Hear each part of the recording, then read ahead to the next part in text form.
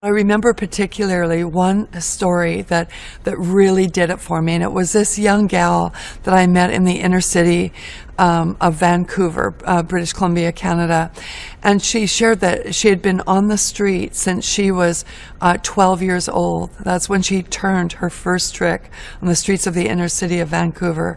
And she had had a lot of disturbing things happen to her as a child, and she was running from that and ended up in that part of town and was taken in and given drugs and then turned out on the street. So before her 13th birthday, she turned her first trick, and she was out on those streets until she was 25 years of age. And I met her a few years after that. She was 28, I believe, when I met her. And she had explained to me that in all those years that she was out on the street, that she never once heard from anyone in any way that she had value or worth as a person. And she said, when you live that lifestyle in the sex traffic industry, the sex trade industry, you're just like no good. That's how you see yourself. That's how other people see you. Like you have no value and no worth. And she said that there would be times that Christians would approach her on the street, but not to tell her that she had worth or that she was loved, but to say that if you don't change your ways, you're going to hell. And that just reinforced her lack of value. She didn't want to be trapped in a drug addiction. She didn't want to be trapped in prostitution, but that was all that she knew from 12 years of age. And so she just believed that she had no worth until one day this young Christian gal came. She was on an outreach, an evangelism outreach, and she came to her on the street and she looked at her and smiled. And this young prostitute was telling me, this ex-prostitute was telling me, you know, I didn't even know what to do with that, because it was the first time that I felt inside my heart that maybe there was hope for me. She said, I will never, ever forget that smile. I will never forget it, because it said to me, you are loved and you have value.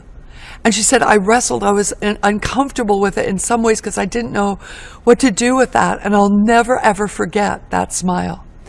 Then she proceeded to tell me that the very next day, another gal from that same outreach team came and was in tears and making appeals to her, saying, if you will just come off these streets, you know, you can have a brand new life. If you will, you have too much value in you to be out here, being used by men in this way.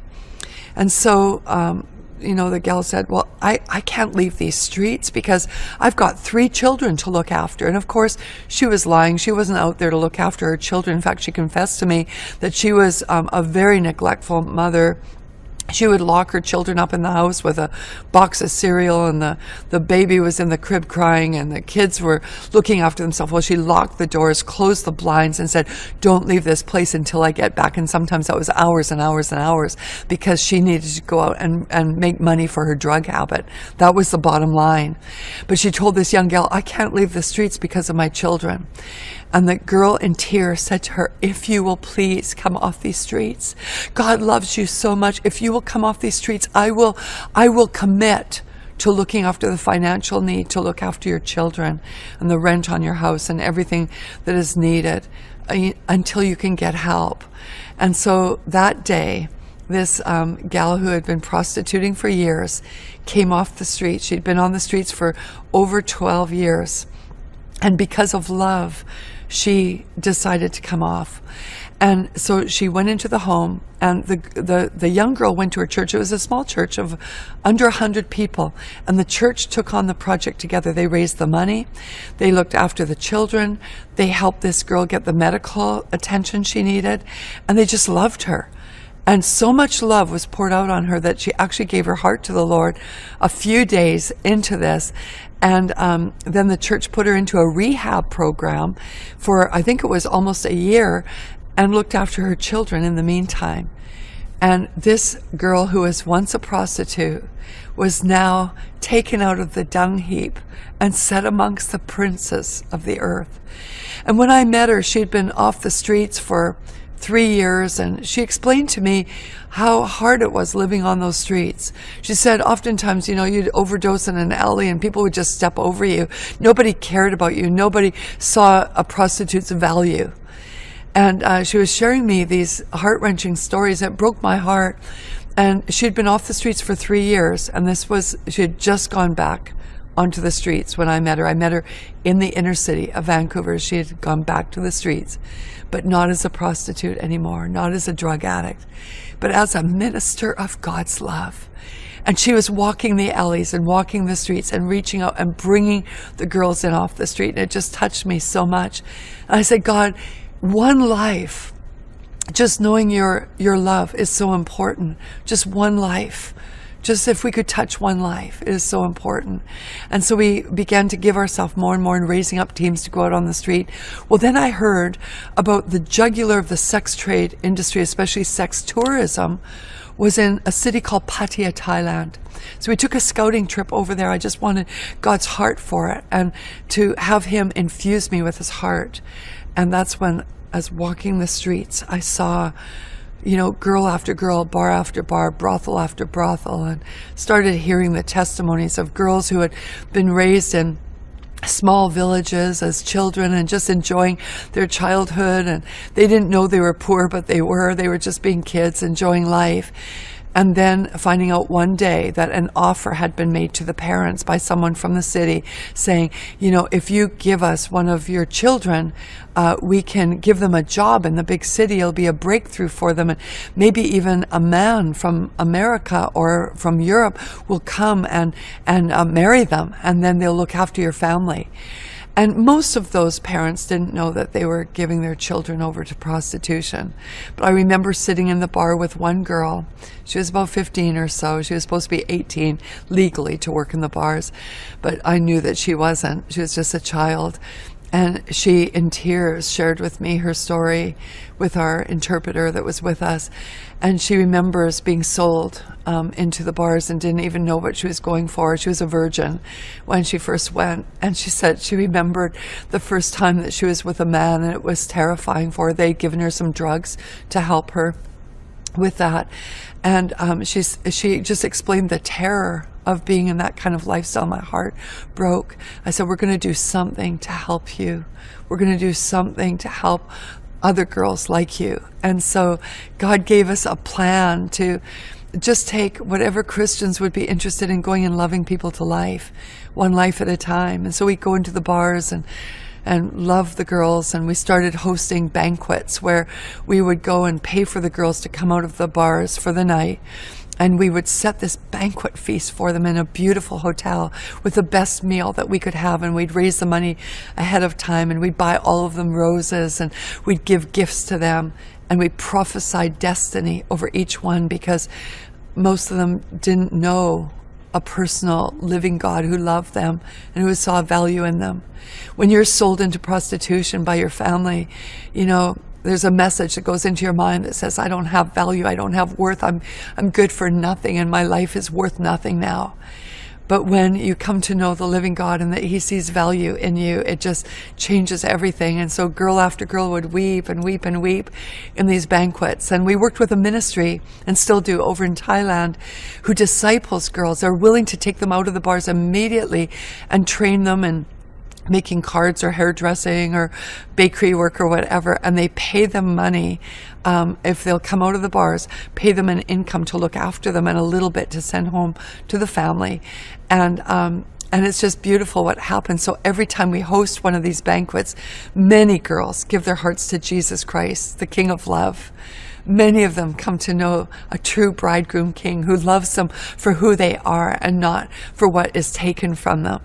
But many of those girls, even, we can get into these discipleship programs, and it's our delight to testify that some of those girls who are discipled through the Tamar Center in Pattaya, Thailand, that is a wonderful ministry that we highly endorse, that they get trained to then go back into their villages after a while, preach the gospel, and oftentimes establish churches and get a good part of the village, if not all of them, born again. Your passion, a heart that beats for Christ alone. Your passion. Even in America, we work with local ministries that are getting girls out of the sex trade, and boys. There's boys that get sold into the sex trade and for male prostitution, but also transgender prostitution. And it is a multi-billion-dollar industry, actually worldwide, the whole sex trade. And many are trapped in it and stolen. Even locally in America, girls right now are being abducted and taken into the sex trade, taken even from the schoolyards. They'll have vans going around and they literally abduct girls, like saying come, or they'll offer them a modeling job, or saying, I'm a talent scout and I was just looking at you and I see great potential, and they'll make an appointment with them as a talent scout and then eventually lead them into prostitution. Some of them disguise as boyfriends. Young guys are actually paid by leaders in the sex trade to go and befriend the girls and become boyfriends, and then the boyfriend leads them to the sex trade leader, and they get put into prostitution that way. It's definitely organized crime. There's cartels, sex trade cartels that operate even from city to city, and once they abduct them in one city, they can send them to another, and there's a whole network of sex trade cartels in America. Much of this is used on the internet, and I hate to have to say this, but a lot of it is like snuff pornography. Also, some of it in front of the camera and some of it just on the outside. Once they're finished with the girls, they get killed. And many children are abducted. Child pornography is becoming a big, big, big industry. And children are being abducted. Many of the children, unfortunately, that you see on the missing children's sites, many of them are being abducted into sex trade. And this is something that we really need to pray for. Over in Thailand right now, we're just establishing a shelter for children being rescued out of the brothels. There was a report a while back of a brothel being busted by the police, and they caught 3 Western men with a 2-month-old baby that they were having sexual interaction with. And it sounds deplorable. It sounds impossible. But even as we're sitting here talking right now, this is taking place. Even in America, things like that are taking place. When you are traumatized through that kind of sexual interaction, what happens oftentimes is that there's disassociation, and demonic entities enter in through the perpetrator, through the different clients that come in, but also through your own fears, your anger, your own responses. It's a landing strip for the enemy to take even further advantage. So yes, people that are rescued from that kind of trauma are highly demonized oftentimes and emotionally broken. The good news is that out of Isaiah 61, it says the Spirit of the Sovereign Lord has anointed us to bring release to the captives and to bind up the brokenhearted, so those broken pieces can come together. But there's more and more people now getting trained in dealing with these situations, but we need to trust God for a move of His grace. It says in the Bible, where sin abounds, grace that much more abounds. And right now, we need to call forth extreme grace, abundant grace, over-the-top grace to enable us to miraculously deal with these situations. In Thailand, what we're doing is we have connections with the medical profession, because a lot of the children are being trafficked in from Cambodia into Thailand. And they have lost their identity. They don't have passports. It's even hard to get them back into Cambodia once we rescue them. And so we're working with the UN. We're working with the police department. We're working with medical teams, because some of them, and this is hard to say also, but some of them need a lot of physical treatment to their bodies. Some of them are greatly diseased with sexually transmitted diseases. As children, as young people, are filled with disease, so that needs to be treated. And sadly to say, some of them even need reconstruction surgeries because of damage done to the rectum and other parts of the body. And God cares about every part of the body. He cares about the spiritual well-being, the spiritual rescue, the emotional rescue, the mental torment rescue, the physical rescue. He loves us spirit, soul, and body. And so we have to be committed to the full measure of treatment that is needed. And we can just take one day at a time and one step at a time with that. But if our heart is willing to reach out, God will give us what is needed. He says He will meet all of our needs according to His riches and glory by Christ Jesus. So if the need is that we need medical help, He will meet that need. If the need is that we need deliverance, He will meet that need. And He is a great God. Pure passion that beats for Christ alone. Pure passion. There's a testimony of what we call a lady boy over in Thailand before they get saved. These are men that are born boys. God created them boys. They have all the sexual organs of a boy. They have the body parts of a boy. But they are trained from childhood to live like a girl.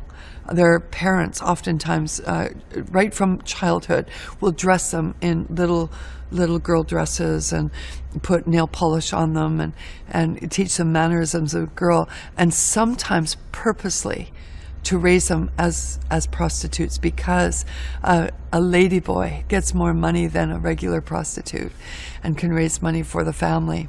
And we have heard, in fact, I remember these two young lady boys that I met in one of their centers that they had, and I just sat down with them one night and I said, just share your heart with me, and they did, and I shared the gospel with them, the love of Jesus, the good news, and brought them to church the next day.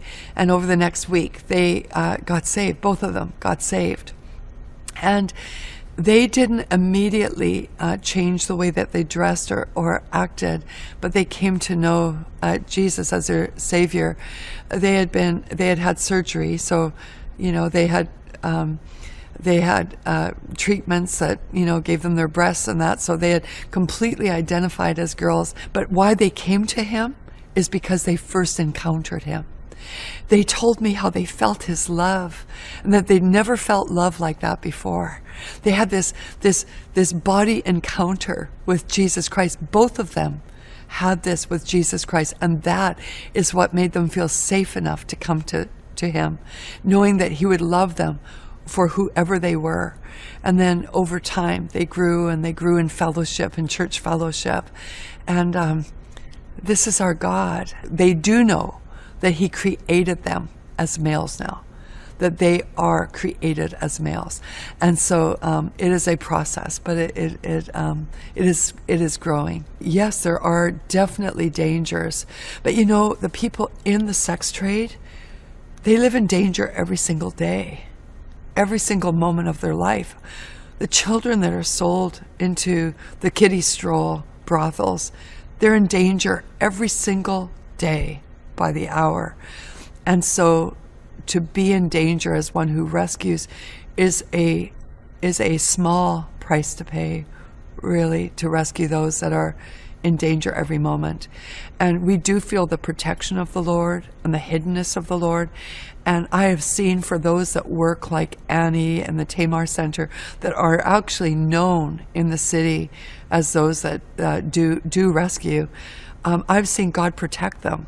Have there been incidences of danger in their lives? Yes. But they are lovers of God and lovers of those who are the victims of these crimes. So they just they're laid down lovers, and they're willing to lay their life down, and even being put in dangerous situations in order to see these people touched and rescued. So there are dangers, but God's covering. He is covering, and He is hiding them as well. And you can feel the grace when you meet these ministries that are right in there. And it's the same with when we do work in the inner city. It is dangerous. The pimps are watching you and things like that. But we know when we have that covering, that protection, that shield, and you can feel it. It's like a bubble around you.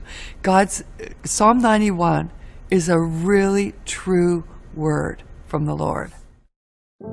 I feel like there's those of you that are watching this that maybe in your past that you suffered either sexual abuse or maybe were a victim of the sex trade, and maybe you're watching right now and you are trapped right now and don't know that there's a way out.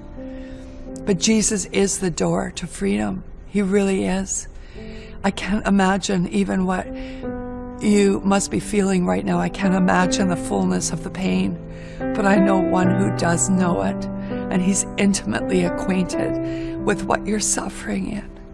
And he's reaching out his hand to you right now, and he's saying, just come and draw close. Put your head on his chest. Put your head next to him. Let his arms embrace you. You are loved and you have value. And he's going to take you out of the dung heap of the pain and the shame and the guilt and set you amongst the princes of the earth. Don't be afraid to tell someone what's happening to you. Don't be afraid to call for help. Don't be afraid of the threats that have come against you. Don't be afraid. He is with you.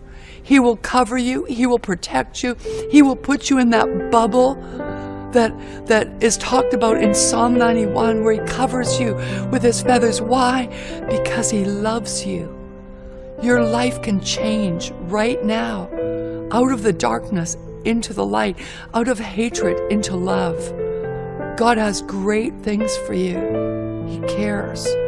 Reach out. Jesus, I pray right now that your power would touch that life right now and bring healing and deliverance and the removal of shame and guilt and fear. Let his love touch you right now. He is love.